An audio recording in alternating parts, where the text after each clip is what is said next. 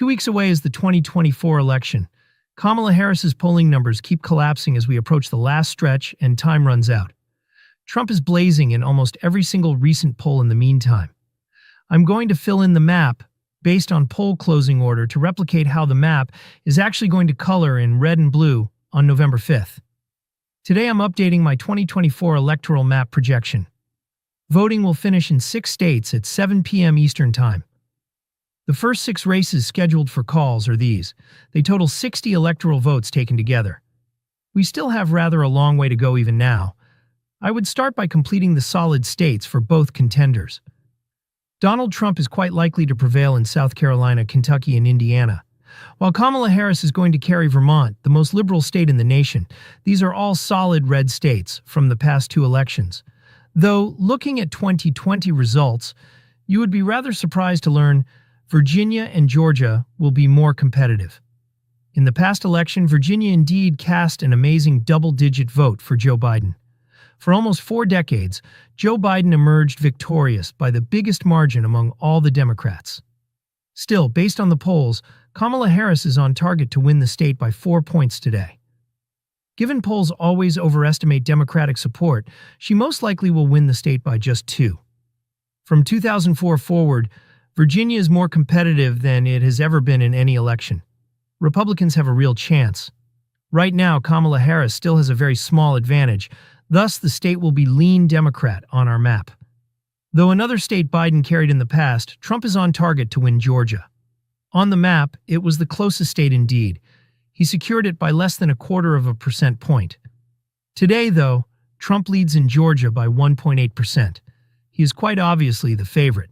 Though they are rather accurate, especially in relation to many of the other battlegrounds, polling in Georgia does somewhat overestimate Democratic support essentially every single time. Given the polling and past voting patterns, Trump will thus be able to get Georgia back under control. He most likely carries it between 3 and 4 points. Actually, Trump prevailed by 5 points back in 2016 in Georgia. Donald Trump will thus be early leading with 44 electoral votes following the first poll closing of the evening. Kamala Harris trails with barely 16. Fast forward 30 minutes, starting at 7:30 p.m. Voting will close together in Ohio, West Virginia, and North Carolina. Comprising 37 of the electoral colleges and 538 votes, they represent Ohio, which is where we are headed. He leads by roughly 10 points in the polling. In both of the past 2 elections, he emerged victorious in the state by 8%. First flipping it in 2016, he then carried it exactly the same margin against Joe Biden in 2020. Trump will definitely bring the Buckeye State for a 3rd trip. It is most likely Republican. He will win at least by double-digit margin. The second of the 7 battleground states then is North Carolina. Like every other one, Donald Trump leads in the polling average. He leads by 0.5, but polls here have been known to substantially understate support for Trump. He will most likely win it about on Georgia's margin. The GOP will prevail in this 3 to 4 point race. Actually, North Carolina is the only swing state that supported Trump in 2016 and 2020. With Mark Robinson on their nomination, Republicans most likely will lose the governorship in the Tar Heel state. On the presidential level, though, Trump will have too much impact from this. He practically fits North Carolina like a shoe-in. He will win the race by slanted margin. At 8 o'clock at night as well Eastern Time, we have the biggest poll closing of the night, whereby voting will finish in 16 states plus the District of Columbia together. Comprising 171 electoral college votes, they represent voting will end in the Keystone State of Pennsylvania. Thus, this will be a consequential issue for both parties. Additionally, significant races are held in Maine, New Hampshire, and Florida. I shall start by first filling in the safe states. Trump will certainly prevail in Oregon, Missouri, Tennessee, Mississippi, and Alabama. While Kamala Harris is carrying Massachusetts, Connecticut, Rhode Island, Maryland, and the District of Columbia by safe margins, he's going to rule down south. Kamala Harris is still going to win Illinois, New Jersey, and Delaware, albeit by less than 7 15-point margins. We will carry on now in the Northeast with Maine and New Hampshire. 2 races Kamala Harris is somewhat favoring. By most likely margins of 7 points or more back in 2020, Joe Biden now owns both of these states. Kamala Harris obviously is not Joe Biden. 4 years ago, Joe Biden made a strong nominee. This time, he would have been a disaster, but in 2020, He truly was the best prospect the Democratic Party could have produced. Though in 2024, Kamala Harris is far from the best. She is only the nominee since Joe Biden withdrew from the contest rather late. She never could have obtained a Maine nomination in her own right. We will thus be in the Northeast, where Maine and New Hampshire both have a lean blue hue. Although Democrats are still preferred here, Harris will drastically lag behind Biden's performance 4 years ago. The vice president will then carry that by a safe margin in Maine's 1st district, while the 2nd district is most likely for Trump. Down in Florida, the state is a monument to what it once was. Though today it is one of the most conservative states in the nation, it used to be one of the most active battlefield on the map. Ron DeSantis, the governor, gained his re-election by an astounding 19 points. The presidential contest is now more competitive, but Trump will be able to prevail by 7 points or above. Looking at 2016 against Hillary Clinton, nobody believed Trump could prevail in Florida. He carried 1 and 2.2. Once more in 2020, people doubted him. People assumed Biden would turn the state around. From the last election, Trump actually veers outside his margin. He will do the same today. He will most likely double his performance from previous time. He will just over 7% win Florida. One will probably find it red on this map.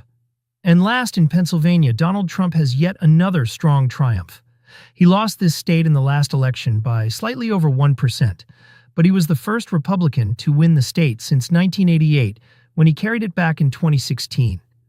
For the GOP, it was a historic triumph. Actually, when Obama secured his 2nd term, the Midwest was essentially entirely blue on the map from 2012 to 2016. 4 years later, Trump changes the area, and Republicans, especially the state legislatures, now rule it. And looking at Pennsylvania voting right now, Trump has a 0.8% lead.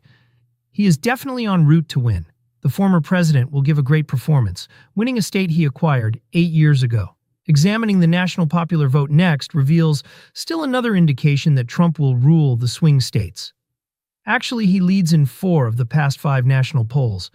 There has never been this before. Clinton lead by 6.4% in 2016, Biden headed by 8.6% in 2020.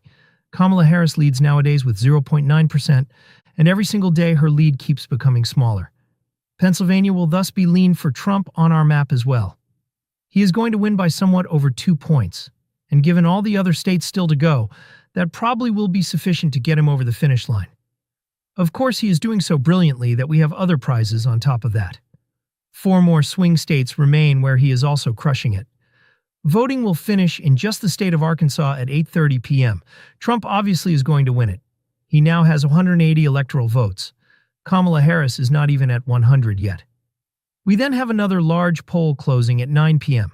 States ranging from far east New York to far west Arizona are ending their voting process.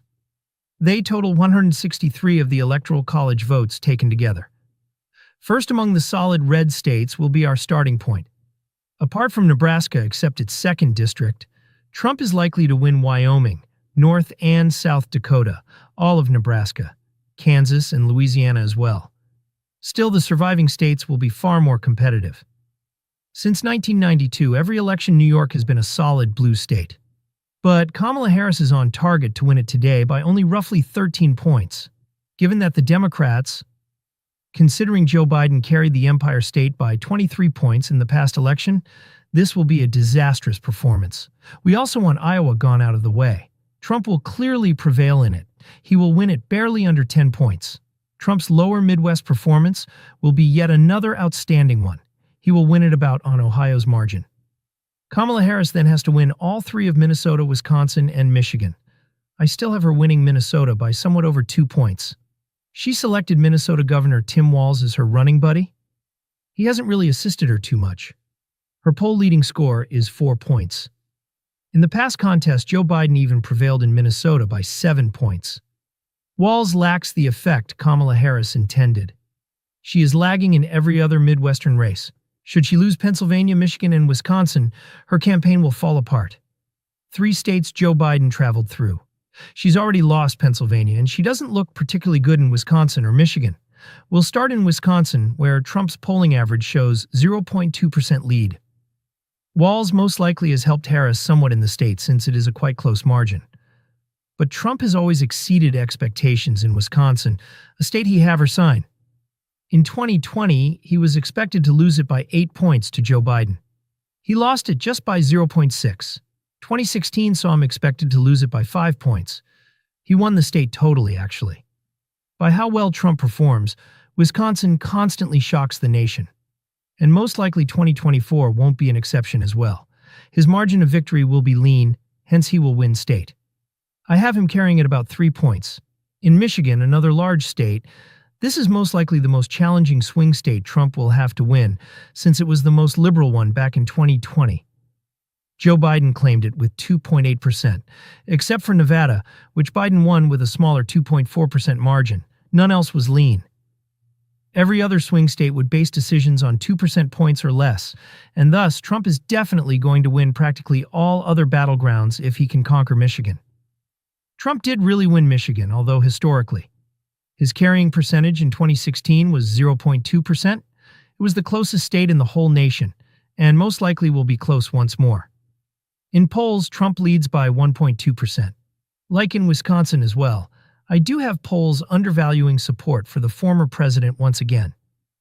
Though Michigan is the most liberal of all the battlegrounds, I do have Trump winning it by barely under a 2-point margin. He will probably do well. Really, all that counts is that he will win the state. If Republicans can sweep all 7 of the battlefields, it will be a great symbolic triumph for them. Still, it will be rather close. Trump will win it on a tilt margin. Reducing to the Sun Belt, we will start in Colorado and New Mexico. In 2 races, Biden emerged 4 years ago with well over double-digit margins. Harris is going to win Colorado by just over 7 and New Mexico by just under 7 today, though. Trump is also going to perform much better in Texas than he did previous time. Against Joe Biden, he prevailed in Texas by barely 5 points. In 2016, he won at 9 against Hillary Clinton. And this time around, he most likely will win the Lone Star State by a double-digit margin. He leads by roughly 8 to 10 points in polls. Polls obviously also always understate Donald Trump. He will certainly bring Texas for a 3rd trip. Not anytime soon will it flip blue. And on the map, it's probably Republican. The 6th of the 7 swing states we will discuss then is Arizona. Our remaining state is Nevada. But Trump has also led rather significantly in Arizona. By 1.6% he leads. Another state Biden prevailed in the past election is, simply said, Kamala Harris will not be able to match his success this time around. Biden had 0.3% carrying Arizona. In less than 2 weeks, Trump is most likely going to gain 3% in the state. Arizona will reoccupy the Republican column. Trump carried with almost 4 points back in 2016 in this state. Arizona thus will also be lean Republican on the map. Trump is now 6 for 6 of the swing states we have thus far filled. Nebraska still has its 2nd district left as well. Kamala Harris is going to get it. It's going to be rather close. When all the votes are tallied, it most likely will be lean blue. Voting then will finish in Montana, Utah, and Nevada 1 hour later. Of course, Trump will find Montana and Utah solid. This is Nevada, the state out of all 7 of the battlegrounds that hasn't gone red for the longest period of time. Trump indeed won every other battleground in 2016. He grabbed Arizona, Georgia, North Carolina, Pennsylvania, Michigan, and Wisconsin. Nevada, on the other hand, has not gone red since George Lee Bush carried it back in 2004. Here, a Trump win would be quite significant. He would be the first Republican to bring Nevada back in 20 years, and the polls do point to him will. He sets the pace at 0.8%. Like in the other battlefields, polls consistently understate his support. Should he triumph over Nevada and sweep all the battlefields, the former president will be living in modern times. Though considering its long Democratic history, Trump is on track to win Nevada right now. I will place it in the tilt Republican column with Michigan, 2 states where I do believe he is going to come out on top, just by less margin than the other 5 swing states. Then voting will finish across the Pacific Coast 1 hour before midnight at 11 p.m. Kamala Harris will sweep Washington and California by strong margins. Oregon will be rather more competitive, though.